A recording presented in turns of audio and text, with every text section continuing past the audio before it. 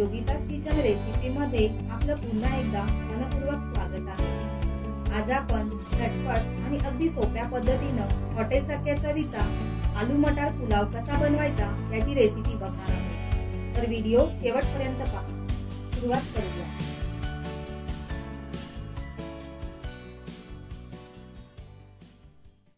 आलू मटार पुलाव बनवण्यासाठी सर्वात प्रथम मी इथे 1 वाटी बासमती तांदूळ स्वच्छ धुवून आणि 10 मिनिटांसाठी भिजवून घेतला आहे। आलू मटार पुलाव बनवण्यासाठी आता आपण एक विशिष्ट मसाला तयार करणार आहोत।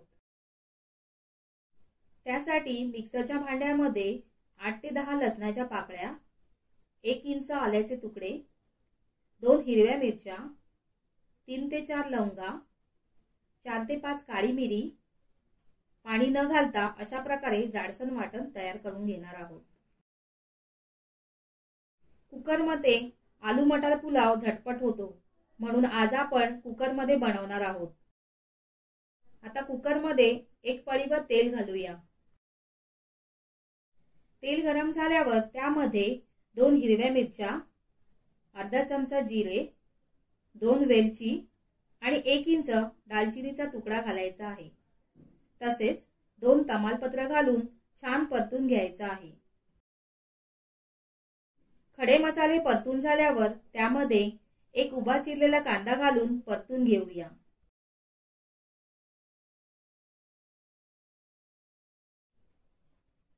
मिनिटभर कांदा परतल्यावर त्यामध्ये मिक्सर मध्ये जे ताज्या मसाल्याचं वाटण करून घेतलं आहे ते घालूया। तसेच 2 हिरव्या मिरच्या उभ्या चीर देऊन घालायचे आहेत। 1 बारीक चिरलेला टोमॅटो, अर्धी वाटी ताजे मटार, 1 चिरलेला बटाटा घालून मिश्रण व्यवस्थित 2 मिनिटांसाठी परतून घेऊया।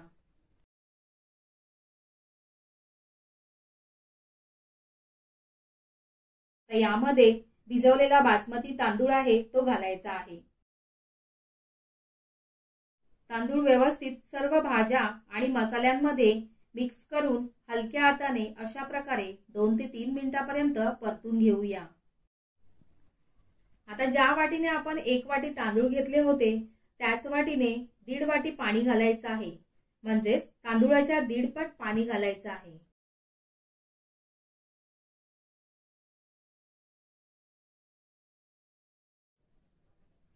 आता यामध्ये चवीपुरतं मीठ आणि अर्धा लिंबाचा रस घालून व्यवस्थित मिश्रण ढवळून घेऊया।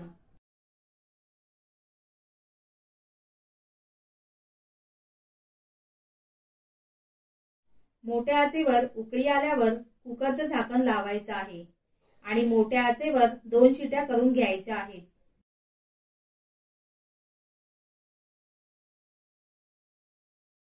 कुकर थंड झाल्यावर झाकण उघडायचं आहे।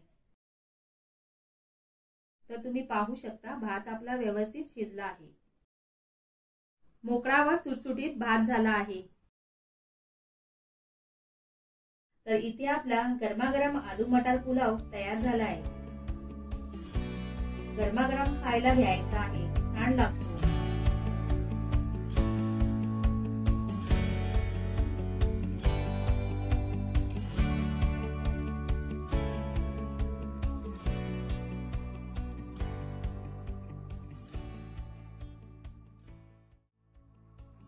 तर तुम्हाला आजची रेसिपी आवडल्यास लाईक कमेंट करा आणि अशाच नाविन्यपूर्ण रेसिपी पाहण्यासाठी चॅनलला सबस्क्राइब करा। धन्यवाद।